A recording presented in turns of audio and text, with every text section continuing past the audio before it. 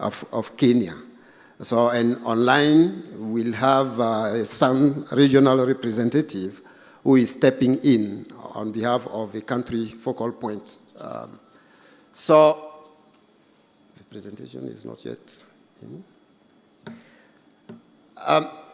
For the context of the Africa Year of Nutrition, so for those who probably know, each year Africa Union decided to dedicate the year on one specific theme. And in February 2022, the summit, which is comprised of presidents and head of state of African member states, have endorsed nutrition as a year of nutrition, as the year for 2022. And the idea of endorsing a theme is to try to, as much as possible, use this year to raise as much as possible awareness on the specific issue, and also kind of get a commitment from president, from government, to take forward that agenda. So why 2022 has been dedicated to nutrition? I think at global level, there is a number of global instruments and commitments, starting with the Convention of Human Rights, which recognize that access to adequate food is a human right issue. There are also the World Health Assembly targets for nutrition, 6 of them in 2012, which were immediately followed by some target for non-communicable diseases.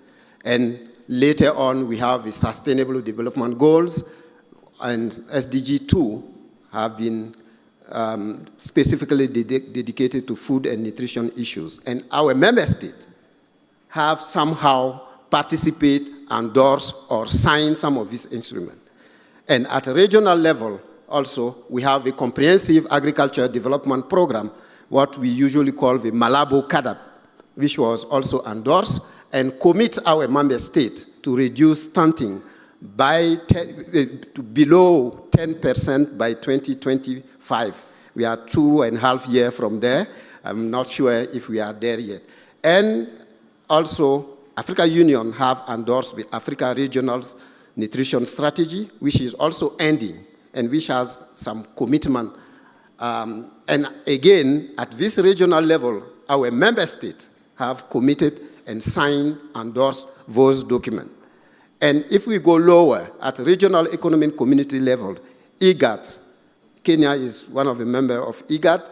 Kenya is also a member of East African Community, and I understand Kenya is also a member of different other organizations. Each of them has their own, each of them have their own framework, again, to which our member state has somehow committed. So, but if we look at, and in addition to the policy document, we have framework to track progress, what we call accountability frameworks. There is one for nutrition, and there is also one for the comprehensive agriculture development. So I'm not going to just inform you about the existence of this document, but we can share where you can see the progress each country has been making. So, but when we look at these frameworks out there, we commit to them, but we are not making progress toward the set goals by the set deadlines. So this, one of the reasons have been somehow commitment, but the commitment, the momentum have been raising, but the funding, the financing for nutrition is not following. Really, these years have been used to raise awareness on the need for domestic, for alternative funding to support nutrition agenda in the continent. So there was a number of priority areas.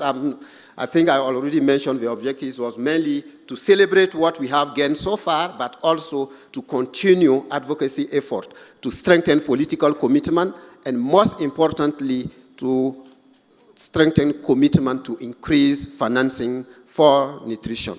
So there were four priority areas: strengthening data management and information system, knowledge generation and dissemination to inform decisions.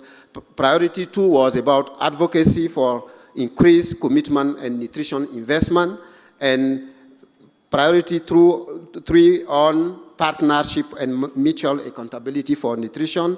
And priority 4 for institutional capacity and enabling environment for nutrition. I'm not going to list the activities that were in each of the priority areas, but some of the panelists will tell us some activities they have supported or they were involved in under each of, and we can also share the interim report. A number of declarations from the different activities have emanated from the implementation. The Abidjan Declaration, I'm sure George will be happy to talk more about that, which brought together representatives of more than 30 countries, including head of state and government, and there have been an Abidjan Declaration, which is now being translated in specific action to move forward the agenda.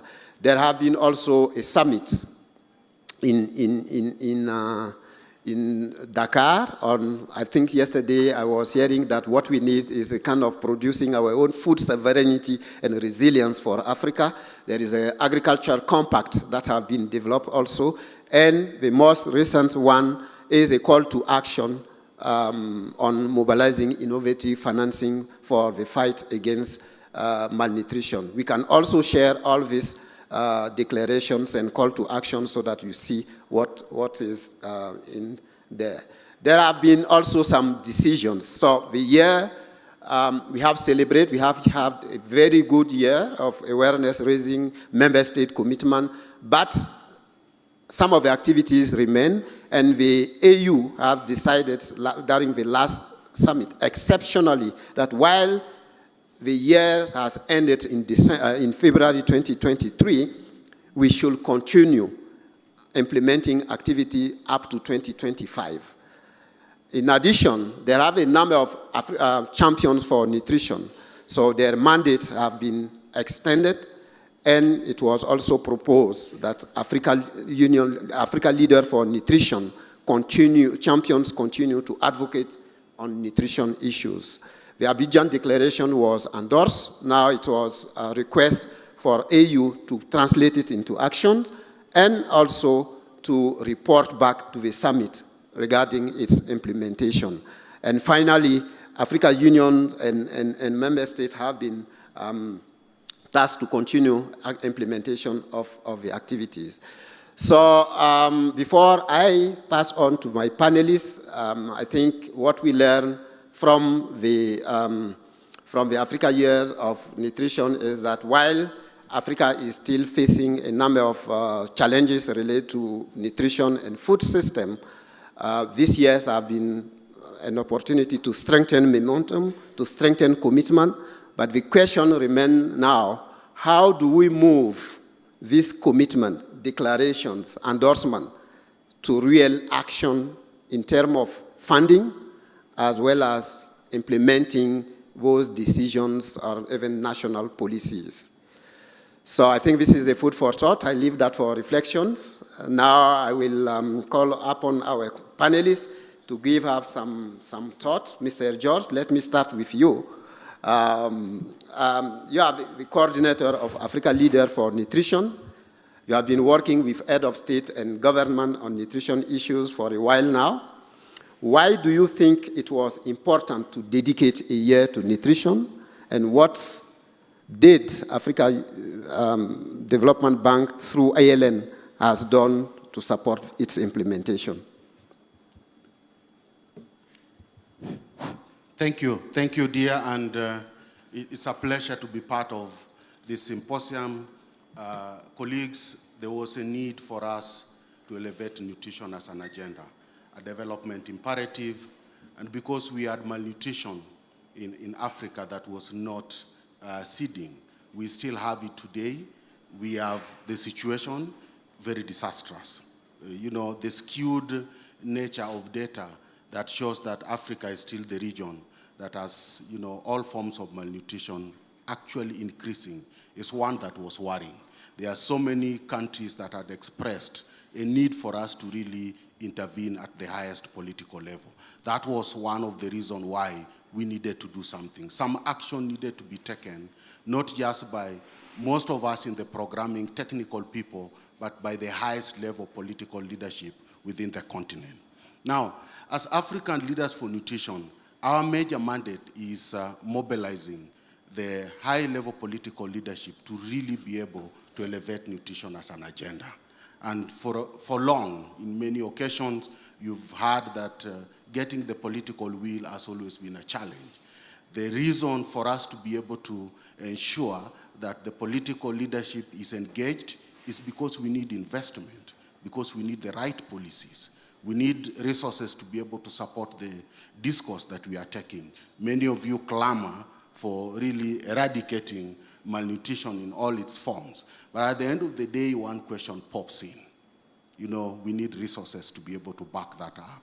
We need policies to be able to back that up. We need the best low-cost interventions to be able to ensure that we can actually be able to respond, not just in the long term, but also in the short term. We need to build, a momentum within the African continent. Therefore, the need to bring countries together is one that cannot be, left to just the technical people, but to also political.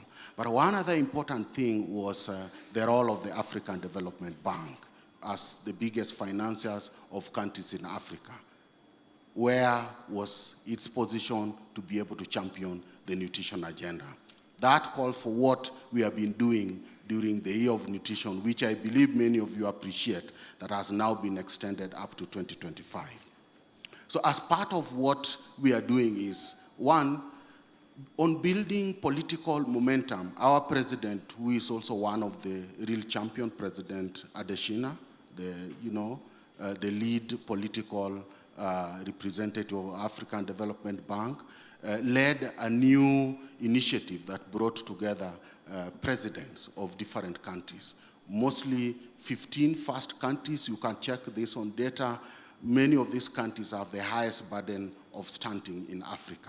So the president decided that, look, as part of the bank's contribution and as part of our contribution towards implementing the Year of Nutrition, we needed to focus on president, and not just for political will, but translating that political will into action. And therefore, the presidential dialogue was coined, and we had the first meeting in New York during the UNGA, and we had a presidential dialogue commitment to accelerate reduction of stunting. And that adopted a similar intervention like Sekota in Ethiopia, where the bank has invested to really be able to reduce stunting within the shortest time, that is 2 years. And 4 presidents signed to this. We have Malawi, we have Mozambique, we have Madagascar, we have, just to mention a few, quite a number of them are part of the presidential dialogue, including Tanzania, who is our neighbor here. At that time, we could not get Kenya, which is my country, to be part of this process. We are still working on that, and we hope our own president can be able to be part of that process. That has also culminated into the Dakar 2. Many of these presidents were part of the deal rooms. You could actually see a president actually defending the need to really be able to have nutrition-sensitive projects during the Dakar 2. And many of the projects that we are going to see in the next few years are actually projects that are going to be nutrition-sensitive. Our own president, the CS finance minister, who was also a governor of the bank, was present during the Dakar 2. And I think the opportunity for us to be able to leverage on that political will is bestowed on us. The second thing that has been one of our major focus is policy direction. And 2 things. One is on policy.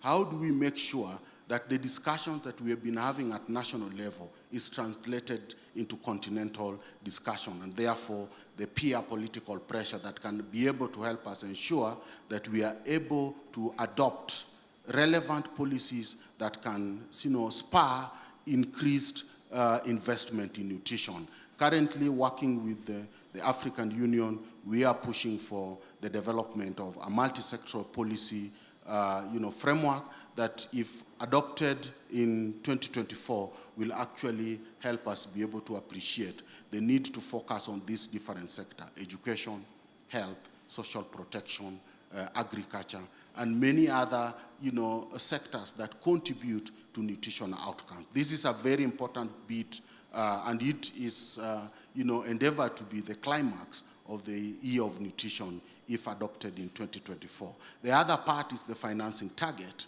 We keep on talking about increased investment. Anytime you sit with a president and you talk about, can we be able to increase resources? One of the questions that you will hear if you have been in the sector is how much? How much can translate into impact?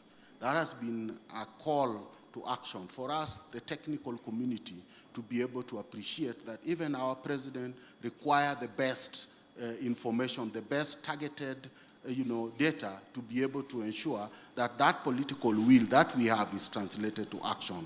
And again, under the leadership of the African Union Commission, we are also working to develop a nutrition financing target. And if this happens for the first time, we are going to be able to appreciate in the education how much of the 20% under universal education should actually go to nutrition. If you talk about Malabo, in agriculture, how much of that 10% should go to nutrition? If you talk about the Abuja, how much of 15% will go to nutrition? We have to be succinct in our asks to the heads of state because they don't have time for the number of sometimes stories that we have.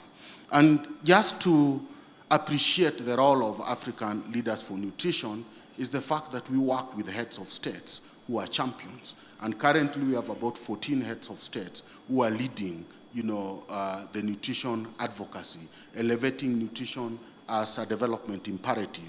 And these champions are actually presidents who are active. They are actually ensuring that whenever they are, wherever they speak to different audiences, they are able to lace their discussion with elevating nutrition as an agenda and getting other political peers to be able to support increased investment in nutrition, but also policy. And just a final bit in terms of what the bank has also, focused on.